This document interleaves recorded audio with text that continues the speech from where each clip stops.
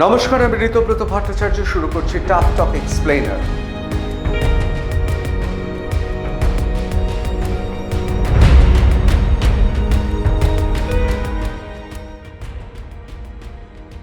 আজকে টাফ টক এক্সপ্লেইনারে আমরা অবশ্যই আপনাদের সামনে ব্যাখ্যা সহ হাজির করব যে অভিষেক বন্দ্যোপাধ্যায় হঠাৎ মুখ খুললেন কেন।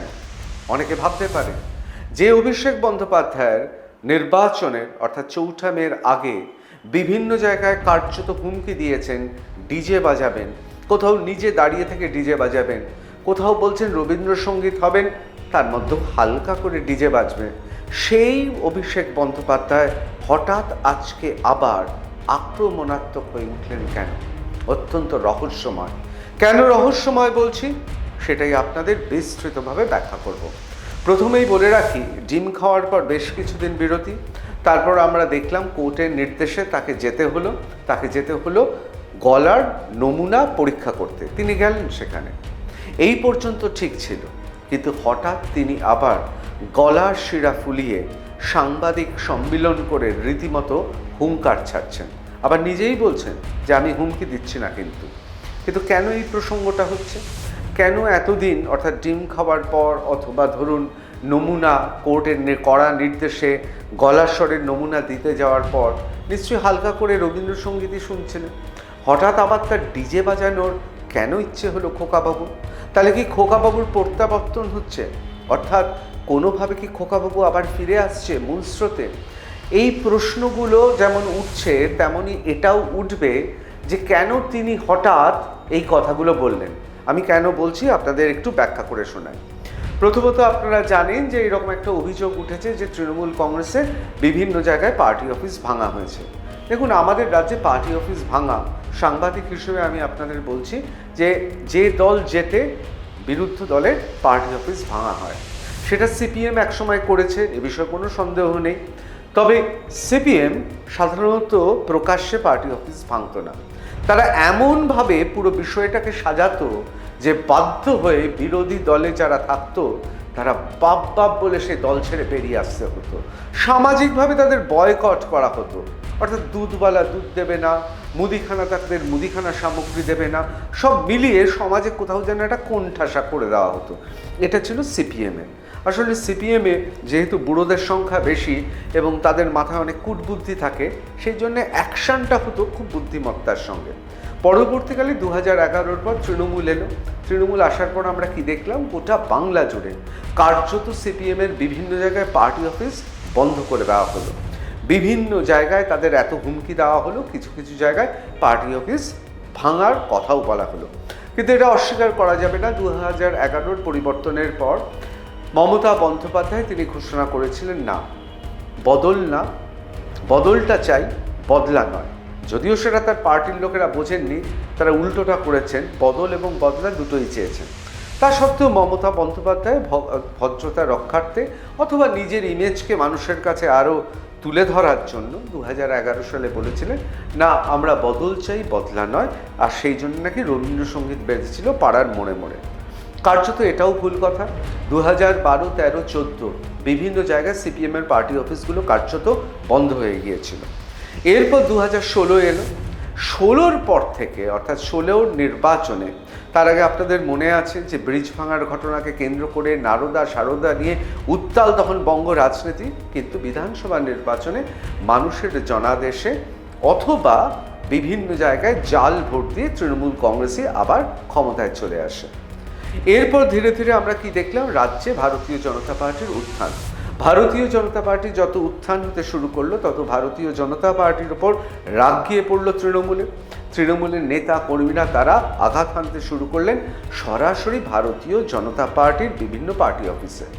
এবং এটা অস্বীকার করার কোনো জায়গা নেই যে সংঘের মানুষ, সনাতনী ভাবাদর্শে যেসব মানুষ বিশ্বাস করেন তারা শান্তিপ্রিয়, তারা তাদের আদর্শে, তাদের যে আদর্শ, তাদের যে লক্ষ্য, সেই অভীষ্ট লক্ষ্যে তারা অবিচল। কিন্তু তারা এই সমস্ত গুন্ডামি, অর্থাৎ তৃণমূলী তোলামূলী গুন্ডামির মধ্যে তারা নেই। এবং সেক্ষেত্রে বিভিন্ন জায়গায় তাদের পাড়া ছাড়া হতে হয়েছে, শহীদ হয়েছে, আমরা দেখেছি গলায় দড়ি দিয়ে ঝুলিয়ে দেওয়া হয়েছে। এই রকম অত্যাচার করেছে তৃণমূল কংগ্রেস এবং এই অত্যাচার কিন্তু বাড়তে শুরু করে। এবং তারপর আমরা দেখলাম 2018-19, ততদিনে লোকসভা নির্বাচনের ফল বেরিয়ে যাওয়ার পর ভারতীয় জনতা পার্টি যে এ রাজ্যে প্রকৃত শক্তিশালী একটি পার্টি হয়ে দাঁড়িয়েছে সেটা তৃণমূল নেত্রী সুপ্রিমো মমতা বন্দ্যোপাধ্যায় যেমন বুঝতে পেরেছিলেন অভিষেক বন্দ্যোপাধ্যায় এবং তার গ্যাংয়ে যারা আছে প্রত্যেকে। সুতরাং ভারতীয় জনতা পার্টি বা ভারতীয় জনতা পার্টির আশেপাশের লোকজন, এমনকি সনাতনী লোকজন, তাদের ওপর একটা চাপ দিতে শুরু হলো।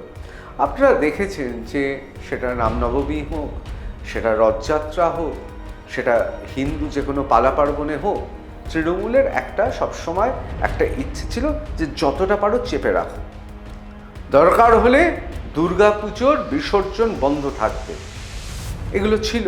এবং ইসলামিক জেহাদি শক্তি যেহেতু বিভিন্নভাবে তৃণমূল কংগ্রেসে যারা জড়িয়ে আছেন তারা ইসলামিক জেহাদি শক্তির সঙ্গে ছিলেন, যেমন ধরুন শাহজাহান থেকে শুরু করে একজন প্রাক্তন রাজ্যসভার এমপি, প্রত্যেকের কোনো না কোনো জেহাদি যোগ ছিল। সুতরাং এই জেহাদিদের ইসলামিক জেহাদি শক্তির একটা চাপ ছিল। তারা সনাতনী হিন্দু ধর্মে যারা বিশ্বাস করেন তাদের প্রতি একটা স্বভাবগত রাগ ছিল। এবং তারপর একের পর এক ঘটনা ঘটলো, সেই সমস্ত ঘটনার মধ্যে দিয়ে স্পষ্ট হয়ে উঠল যে ভারতীয় জনতা পার্টি তাকে যে করেই হোক কোণঠাসা করতে হবে। এবং ভারতীয় জনতা পার্টির পার্টি অফিস খোলা তো দূরস্থ, সেই পার্টি অফিসের ধারে কাছে গেলে উত্তম মধ্যম দিত। হেন তৃণমূল কংগ্রেসের নেতা, মানে এখন কেদো তৃণমূল কংগ্রেসের নেতা, এখন তো আপনারা জানেন এদো আর কেদো দুটো ভাগে ভাগ হয়ে গেছে, সংসদেও ভাগ হয়ে গেছে। তা এই তৃণমূল কংগ্রেসের নেতা সে এখন মুখে বলছে যে পার্টি অফিসগুলো কেন ভাঙা হয়েছে, এবং তার জন্য সে কী করেছে না, সেই লোকবল তার নেই, পার্টি অফিস ভাঙা হয়েছে, রাজনৈতিকভাবে লড়াই করার ক্ষমতা নেই। তার পাশে কুণাল ঘোষ রয়েছেন, কুণাল ঘোষকে পাশে রেখে অভিষেক বন্দ্যোপাধ্যায় বলতে শুরু করেছেন যে তিনি কি করছেন। তিনি মহামান্য আদালতে বিচার ব্যবস্থার ক্ষেত্রে হস্তক্ষেপের প্রার্থনা করছেন এবং তিনি ইমেল করেছেন। অর্থাৎ কিনা এমন একটা মনে হচ্ছে তিনি ভিন গ্রহ থেকে এসছেন, এই বাংলায় তিনি প্রথম এসছেন, এই বাংলায় তিনি এবং তার গ্যাং কোনো পার্টি অফিস ভাঙেনি, এই বাংলায় তার ডায়মন্ড হারবার লোকসভা কেন্দ্রের জেহাদি ইসলামিক শক্তি তারা দিনের পর দিন অত্যাচার করেছে মানুষকে, সেসব যেন ঘটনা ঘটেনি। এই প্রথম যেন ভাজা মাছটি উল্টে খেতে পারেন না, পার্টি অফিস ভাঙা হয়েছে, সেই জন্য তিনি আইনের হস্তক্ষেপ প্রার্থনা করেছে। একবার দেখে নেব তিনি কি বলছেন। এবং অবশ্যই আপনারা দেখবার সময় ঠিক পাশে কুণাল ঘোষ আছেন, কুণাল ঘোষ তার বডি ল্যাঙ্গুয়েজটাও দেখবেন। আপনারা দেখবেন, যত দেখবেন শুনবেন বুঝতে পারবেন, অনুধাবন করতে পারবেন আসল ঘটনাটি কি ঘটছে। একবার প্রথমেই দেখে নেব যে তিনি আইনের হস্তক্ষেপের কথা কেন বলছেন। যারা আনন্দে মেতেছে তৃণমূল কংগ্রেসের পার্টি অফিস ভাঙা হচ্ছে বলে, আর যারা বলছেন অবৈধ, 15 তারিখ হিয়ারিংয়ের জন্য ডাকা হয়েছিল, সেখানেও আমাদের প্রতিনিধিরা গেছিল এবং কিসের বেসিসে কমপ্লেনটা ফাইল হয়েছে, কমপ্লেনের একটা কপি চাওয়া হয়েছিল, সেই কমপ্লেনের কপি জেলা প্রশাসন দিতে পারেনি। এই গত 15 তারিখের কথা বলছি, আজ থেকে দুদিন আগে, আজকে 18 তারিখে, দুদিনের মধ্যে একদম একতলা দুতলা বুলডোজার দিয়ে প্রায় ভেঙে গুড়িয়ে দেওয়া হয়েছে। এবং সেখানে খালি জেলা প্রশাসনের লোক নয়, মানে পুলিশ বা বিডিও বা বিএলআরও, খালি সরকারি আধিকারিক নয়, বিজেপির নেতারা বিজেপির ঝান্ডা নিয়ে গেরুয়া ফেট্টি মাথায় বেঁধে গেরুয়া উত্তরীয় পরে মুখ ঢেকে সেই পার্টি অফিসে ঢুকে তাণ্ডব লীলা চালিয়েছে। এই সব ভিডিও আমাদের কাছে রয়েছে। আমরা এক্ষুনি চিফ জাস্টিসের মহামান্য প্রধান বিচারপতি যিনি ওএসডি রয়েছেন তাকে একটি ইমেল পাঠিয়েছি, সমস্ত ভিডিও অ্যাটাচ করে হাইকোর্টের দৃষ্টি আকর্ষণ করে যত দ্রুত সম্ভব আমরা চেষ্টা করবো এই মামলা মেনশনিং করে শুনানি করার, এবং সুপ্রিম কোর্ট অব্দি আমরা যাব। আইনি ব্যবস্থার কথা বললেন, তার মোডাস অপারেন্ডি কোনভাবে এগোচ্ছেন কি হচ্ছে বললেন, তারপর কি বললেন, তারপর একটা সাংঘাতিক কথা বললেন। তিনি বলছেন যে যারা পার্টি অফিস ভেঙেছে, এবং তিনি স্পষ্টতই বলেছেন যে যারা গেরুয়া উত্তরীয় পরে মুখ ঢেকে পার্টি অফিস ভাঙছে তাদের একই অবস্থা হবে। অর্থাৎ অনেকে বলবেন, ভাববেন যে আবার একটু হালকা করে ডিজে বাজিয়ে দিয়েছেন অভিষেক বন্দ্যোপাধ্যায়। আবার নিজে টনটনে জ্ঞান আছে, তিনি জানেন যে এটাকে হুমকি বা হুঁশিয়ারি হিসেবে দেখা হবে, সেই জন্যে তিনি নিজে বলছেন এটা আমি কোনো হুঁশিয়ারি দিচ্ছি না, একবার শুনে নিন। ভিডিওয় যাদের দেখা গেছে তারা কেউ কিন্তু বাঁচবেন না, আইনের হাত অনেক দূর।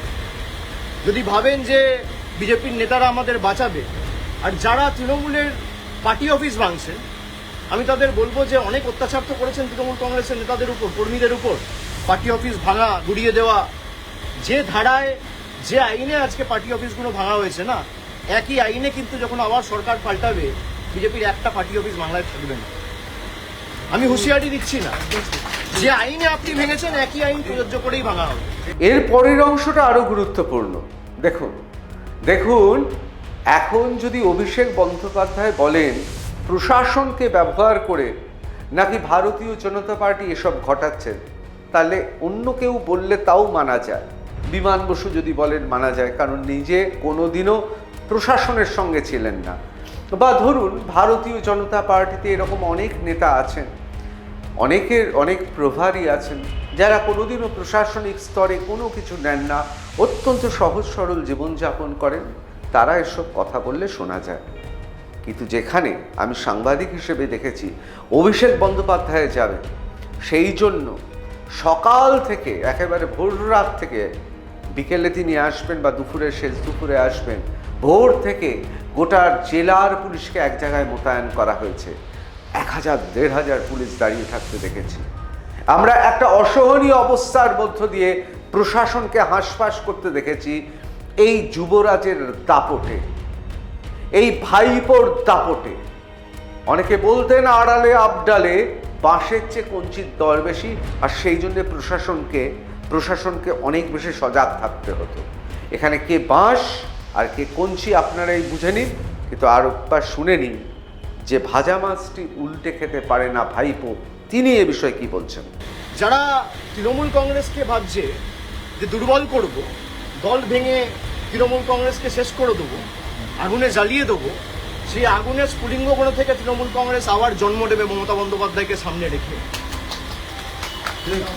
যারা প্রশাসনকে ব্যবহার করে মিথ্যে মামলায় কর্মীদের ফাঁসানোর চেষ্টা করছে, আমরা প্রায় 2 মাস ধরে এখানে মমতা ব্যানার্জির বাসভবনে এবং তৃণমূল কংগ্রেসের সেন্ট্রাল অফিসে রয়েছি। প্রায় 1000 জন কর্মীর বেল অ্যান্টি বেল আমরা করিয়েছি, বিচার ব্যবস্থার দ্বারস্থ হয়েছে। যখন একটা কেস সাবজুডিস রয়েছে, একটা মামলা করা হয়েছে মে মাসের 7 তারিখ 8 তারিখ, আজকে জুলাই মাসের 18 তারিখ, আপনি সেই মামলা উপেক্ষা করে নিজের ক্ষমতা প্রদর্শন করতে গিয়ে, নিজের হাতে কত ক্ষমতা সেই দেখাতে গিয়ে বুলডোজার মডেল। দেখুন বিশ্বকাপের মরশুম চলছে, আপনারা জানেন যে আর কয়েক ঘন্টা তারপরেই আর্জেন্টিনায় লিওনেল মেসির নেতৃত্বে একটা ফুটবল টিম নামবে। অন্যদিকে যারা আছেন তারাও অবশ্য কম শক্তিশালী নয়, বরং অনেক ক্ষেত্রে তারা এগিয়েই রয়েছে। সেক্ষেত্রে স্পেন আর আর্জেন্টিনার টক্কর হবে। এখন ধরুন এই গ্রাম দেশে দাঁড়িয়ে বা ধরুন শহরের একদম প্রত্যন্ত অঞ্চলে দাঁড়িয়ে আপনি আমি লিওনেল মেসি, আমরা তাকে অকথ্য ভাষায় সমালোচনা শুরু করলাম। তাতে কি মেসির কোনো সম্মানহানি হবে? তাতে কি মেসির ক্ষেত্রে কোনো ধরনের তার কালকের খেলায় তার প্রতিফলন ঘটবে? অর্থাৎ আপনি চায়ের দোকানে যাই বলুন না কেন, কালকে যারা বিশ্বকাপে যারা ফাইনাল ম্যাচ খেলবে তাদের কোনো রকম প্রতিক্রিয়া তাদের ওপর পড়বে না। আপনি চায়ের দোকানে কেউ স্পেনকে, কেউ আর্জেন্টিনাকে, আমরা যত ধরনের অকথ্য সমালোচনা করি না কেন, এসবের প্রভাব পড়বে না। এক্ষেত্রেও অভিষেক বন্দ্যোপাধ্যায়ের নাম না করে কাকে সমালোচনা করছেন? তিনি বলছেন নির্বাচনের আগে অন্নপূর্ণা আর নির্বাচনের পর বুলডোজার। আসল লক্ষ্য কার এবং কার জন্য একের পর এক উন্নয়নমূলক কাজ চলছে? তিনি নতুন নির্বাচিত মুখ্যমন্ত্রী, জনাদেশের মুখ্যমন্ত্রী হয়েছেন। তিনি যে পরিমাণ শক্তি অর্জন করে এই মুহূর্তে বিধানসভায় রয়েছেন, সত্যি কথা বলতে গেলে মমতা বন্দ্যোপাধ্যায় এই ক্ষমতায় কখনো আসেননি। কেন বলছি? তার কারণ কার্যত বিরোধী শূন্য। এই বিরোধীরা নেই, যতটুকু 1-2জন আছে তাদের আদৌ বিধানসভা পরিচালনার ক্ষেত্রে কোনো দরকার নেই। অর্থাৎ অ্যাবসোলুট পাওয়ার নিয়ে এসছেন, বয়সে তরুণ, একের পর এক কাজ করে যাচ্ছেন, ইতিমধ্যে রেকর্ড করে ফেলেছেন নির্বাচনের আগে তিনি যত কিলোমিটার গাড়িতে গোটা বাংলা ঘুরেছেন, আমার মনে হয় হেলিকপ্টার ব্যবহার করেও অন্য নেতা নেত্রীরা তা ঘুরতে পারেননি। তাকে আসলে সমালোচনা হচ্ছে। ওই অংশটা শুনে মনে হচ্ছে সত্যি সত্যি ভাইপোর জ্বলন হচ্ছে। জ্বলছে কেন ভাইপো, কি বলছে জ্বলতে জ্বলতে একবার শুনে নিন। ভোটের আগে ছিল অন্নপূর্ণা ভান্ডার, আর ভোটের পরে বুলডোজার। এই হচ্ছে বিজেপির প্রকৃত স্বরূপ। কথায় বলে বাঙালকে হাইকোর্ট দেখানো। কাকে হাইকোর্ট দেখানো হচ্ছে? এমন একজন মুখ্যমন্ত্রী এই মুহূর্তে রাজ্যে রয়েছেন যাকে কার্যত গত কয়েক বছর ধরে হাইকোর্টে কেস লড়ে তাকে রাজনীতিটা করতে হয়েছে। আবার কথা বলতে বলতে নিউটন সাহেবের তৃতীয় সূত্রের কথা বলছেন। অবশ্যই আছে, খুব গুরুত্বপূর্ণ পদার্থবিদ্যার একেবারে মৌলিক সংজ্ঞা। কিন্তু এই সমান আর বিপরীত প্রতিক্রিয়া তখন হবে তো যখন লড়াইটা রাজনৈতিকভাবে হবে। দেখুন, এমন একটা ভাব দেখাচ্ছেন অভিষেক বন্দ্যোপাধ্যায় যেন ক্ষমতায় আর কয়েক বছরের মধ্যেই চলে আসছেন। দেখে মনে হচ্ছে যেন বিরোধী রাজনীতিতে এমন জায়গায় পৌঁছে গিয়েছেন এবার সরকার উল্টালো বলে। পাশে আমি অবশ্যই বলবো, কোনো মন্তব্য করব না। একদা সাংবাদিক, এখনো সাংবাদিক, বিধায়ক কুণাল ঘোষ, তার শরীরী ভাষাটা একটু দেখুন। বিশেষ করে যখন বলছেন যে সব ক্রিয়ার সমান এবং বিপরীত প্রতিক্রিয়া আছে, কুণাল ঘোষের শরীরী ভাষা একটু দেখে নিন। তো যারা ভাবছেন বুলডোজার চালিয়ে তৃণমূল কংগ্রেসকে ধমকে চমকে দমিয়ে রাখবো, তৃণমূল কংগ্রেস আরো শক্তিশালী হবে। আর আপনি বাড়ি ভাঙুন, পার্টি অফিস তো মন্দির আমাদের কাছে। যদি কেউ ভাবে পার্টি অফিস ভাঙে, যদি কোনো অবৈধভাবে সরকারি জায়গা দখল করে পার্টি অফিস কেউ করে, সে পার্টি অফিস আপনারা যথাযথ সরকারি ব্যবস্থা নিতে পারেন, আমার কিছু বলার নেই। কিন্তু এই জায়গাটা তো সরকারি নয়, কিনে অফিস বানানো হয়েছে, তার প্ল্যান রয়েছে, বৈধ নথি রয়েছে, সব হাইকোর্টে আমরা জমা দেবো। তারপরেও আপনারা ক্ষমতা দেখাতে গিয়ে যে পার্টি অফিস ভেঙেছে, প্রত্যেক ক্রিয়ার সমান এবং বিপরীত প্রতিক্রিয়া আছে, এটা বিজেপির নেতারা যেন ভুলে না যায়। দেখুন, কথা বলতে বলতে বলতে বলতে আরেকজনের কথা উঠে এসেছে। তার নাম অভিজিৎ দাস ববি, যিনি ডায়মন্ড হারবার লোকসভা কেন্দ্রে অভিষেক বন্দ্যোপাধ্যায়ের বিরুদ্ধে ভোটে দাঁড়িয়েছিলেন। আপনারা সবাই জানেন, সেবাশ্রয় থেকে শুরু করে বিভিন্ন মামলা, সেই মামলাকে লোকসমক্ষে নিয়ে আসা, এবং এটা বলতে সাংবাদিক হিসেবে আমার কোনো লজ্জা নেই, একসময় ভারতীয় জনতা পার্টিরও বিভিন্ন নেতৃত্ব তাকে নিয়ে প্রায় উপহাস করতেন, কারণ অভিষেক বন্দ্যোপাধ্যায়ের বিরুদ্ধে তিনি যেভাবে লড়াই করছেন, এইভাবে কি কেউ লড়াই করে? এটা কি রাজনৈতিক লড়াই হচ্ছেন? এরকম কানাঘুষো শোনা যেত। সেই মানুষটার কথা কিন্তু উঠে এসছে।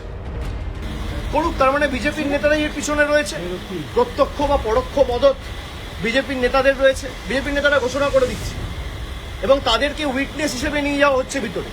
আজকে সেই পার্টি অফিসের ভিতরে যদি কিছু প্ল্যান্ট করে দেওয়া হয়, তার দায় কার?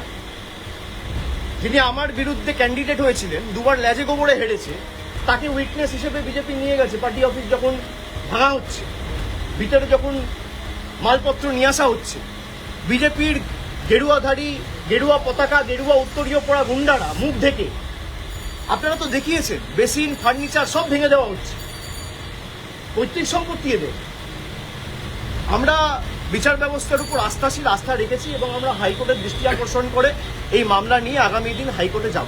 দেখুন, এর মধ্যে আবার চ্যালেঞ্জও দিয়ে দিচ্ছেন যে সমস্ত সাংসদ আর যেসব বিধায়করা দল ছেড়ে চলে গেছেন, সেই সাংসদ আর বিধায়করা ফিরে এলে প্রথমে বলেছিলেন 24 ঘন্টা, তারপর আরও ছাড় দিয়েছেন, 1 ঘন্টার মধ্যে দল ছেড়ে দেবেন। 3টের সময় দিলে 4টের সময় অভিষেক বন্দ্যোপাধ্যায় দল ছেড়ে বেরিয়ে যাবে। কেন এই কথা বলছেন? এই কথাটা এই কারণে বলছেন, 2000 আমরা জানি 26-এ 21শে জুলাইটা আর তৃণমূলের শহীদ সভা থাকছে না, শহীদ স্মরণ নয়, এদিন কেঁদো তৃণমূলের কালীঘাটই শহীদ হয়ে যাওয়ার সম্ভাবনা প্রবল। হ্যাঁ, কিছু লোক তো আসবেই, গ্রাম বাংলা থেকে আসবে তামাশা দেখার জন্য। এ মহানগরে দাদার ঠাকুর বলে গেছেন যে যেখানে যে ঘটনা ঘটে তামাশা দেখানোর জন্য শখানেক লোক এমনি চলে আসে। আর এক্ষেত্রে তো কয়েক হাজার লোক এমনি আসবে। কিন্তু আসলে 2026-এর 21শে জুলাইয়ের আগে অভিষেক বন্দ্যোপাধ্যায়কে কেঁদো তৃণমূলেও প্রমাণ করতে হচ্ছে যে তিনি ক্ষমতা ছাড়তে চান যদি আসেন, কিন্তু আসলে ক্ষমতা ছাড়বেন না। তিনি জানেন এরা আসবে না। যাদের সমস্যা রয়েছে তারা যদি বলে যে দলের এই পারফরমেন্সের জন্য বা পরাজয়ের জন্য যদি অভিষেক বন্দ্যোপাধ্যায় দায়ী হয়, তাহলে 24-এ যে তৃণমূল কংগ্রেস 29টা আসন পেয়েছে তার কৃতিত্বও আমার। যদি ডিসক্রেডিট আমার হয়, আরে তাহলে জেতার সময় ক্রেডিটও আমার। আর যাদের আমাকে নিয়ে সমস্যা তাদেরকে অনুরোধ করব যে মানুষ বোকা নয়। আজকে 18 তারিখ, আপনি 19 তারিখ আসুন, 20 তারিখ আসুন, 21 তারিখ আসুন, যবে আসার আসুন, আজকে চলে আসুন। আপনারা ফিরে আসুন, আমি 1 ঘন্টার মধ্যে ইস্তফা দিয়ে দিচ্ছি। কেউ আসবে না। ডিল হচ্ছে ওদিকে যাও, অভিষেক ব্যানার্জিকে গালাগালি দাও, তোমাকে বেঁচে থাক, তোমাকে বাঁচিয়ে রাখবো, ইডিও ধরবে না, সিবিআইও ধরবে না। আবার ফিরে আসবো, অভিষেক বন্দ্যোপাধ্যায় কি বলছেন? বারবার বলছেন আমি হুঁশিয়ারি দিচ্ছি না, হুমকি দিচ্ছি না, কিন্তু তিনি যে কথাগুলো বলছেন, তিনি হতে পারে ফুটবল ম্যাচের আগে একেবারে হার নিশ্চিত জেনেও কোচকে বলতে হয় ভোকাল টনিক। পিকে অমল দত্ত আমরা জানি ইস্টবেঙ্গল মোহনবাগানের আগে ভোকাল টনিক দিতেন, তাদের দুপক্ষই উত্তেজিত হয়ে উঠত, খেলোয়াড়রা উজ্জীবিত হয়ে উঠত, সমর্থকরা তারাও স্টেডিয়ামে ছুটে যেত। এটা কি ভোকাল টনিক? হতে পারে। যদি ভোকাল টনিক হয় সেটা কিন্তু নেতৃত্বের একটা অংশ। কিন্তু অনেকেই বলছেন না, হঠাৎ এত জোর পাচ্ছেন কেন? তাহলে কি শুভেন্দু অধিকারী একের পর এক যে সমস্ত কর্মকাণ্ডগুলো ঘটাচ্ছেন, একের পর এক যে সমস্ত উন্নয়নমূলক পদক্ষেপ নিচ্ছেন, একের পর এক ইউসিসি থেকে শুরু করে সংরক্ষণ থেকে শুরু করে বিভিন্ন ক্ষেত্রে যে সমস্ত যুগান্তকারী সংস্কার করতে চলেছেন, তাহলে কি তার বিরুদ্ধ পক্ষ দিল্লিতে কেউ অথবা এই বাংলায় কেউ পরোক্ষভাবে অভিষেক বন্দ্যোপাধ্যায়কে সাহস যোগাচ্ছে? এটা ঠিক কথা। এই মুহূর্তে যেই সাহস যোগাক না কেন, এই মুহূর্তে শুভেন্দু অধিকারীর নেতৃত্বে যেভাবে ভারতীয় জনতা পার্টি এগিয়ে চলেছে, এখন কিছু করতে পারবে না। কিন্তু এই হুঁশিয়ারি, এই হুমকি কি করে হলো, কেন হচ্ছে, এর পেছনে কি কোনো রহস্য আছে? দেখুন, সুমিত রায় অভিষেক বন্দ্যোপাধ্যায় ঘনিষ্ঠ, একসময় একেবারে বলা যেতে পারে ছায়া সঙ্গী। সেই সুমিত রায় অথবা দেবরাজ, তাদের আমরা কি দেখলাম? যারা ছিলেন অভিষেক বন্দ্যোপাধ্যায়ের ঘনিষ্ঠ মহলে, পুলিশ গ্রেফতার করার আগেই তারা গা ঢাকা দিচ্ছে। মানুষের প্রশ্ন, এই ভারতীয় জনতা পার্টিকে জিতিয়ে নিয়ে আসা হয়েছে, শুভেন্দু অধিকারীর নেতৃত্বে ভারতীয় জনতা পার্টি হয়েছে। এই সমস্ত যারা বিধায়ক তৃণমূলের, যারা কোটি কোটি টাকার সম্পত্তি করেছে, কামিনী কাঞ্চনে যাদের এক একজনের মাস্টার ডিগ্রি পিএইচডি ডিলিট আছে, তাদের কেন এইভাবে সেফ প্যাসেজ করে দেওয়া হচ্ছে? মানুষের প্রশ্ন, আর কবে গ্রেফতার হবে? আর কতদিন এই সমস্ত ধ্যাসটামো সহ্য করতে হবে? বাংলার মানুষ চায় দৃষ্টান্তমূলক শাস্তি। কয়লা, গরু, স্টোন চিপস, বালি থেকে শুরু করে মাটি, প্রমোটিং, এমনকি মদ, সুরা, কোনো কিছু বাদ রাখেনি। সেখান থেকে এরা কাটমানি খেয়েছে। কবে এবার জেল হবে? কারণ সময় যত গড়াচ্ছে, মানুষের সহ্য শক্তি তত কমছে, আর সময় যত গড়াচ্ছে তত কিন্তু আবার ডিজে হালকা করে বাজানোর হুমকি দেওয়া হচ্ছে। এখনো কি শাসক দল অথবা পুলিশ প্রশাসন শাসকের ঘুম ভাঙেনি? জনগণ অর্থাৎ সাধারণ মানুষ, তারা কিন্তু চাইছে এসপার নয় ওসপার। হবে কি? এই প্রশ্নটা আপনাদের মতো আমার এবং অনেকেরই। জয় হিন্দ।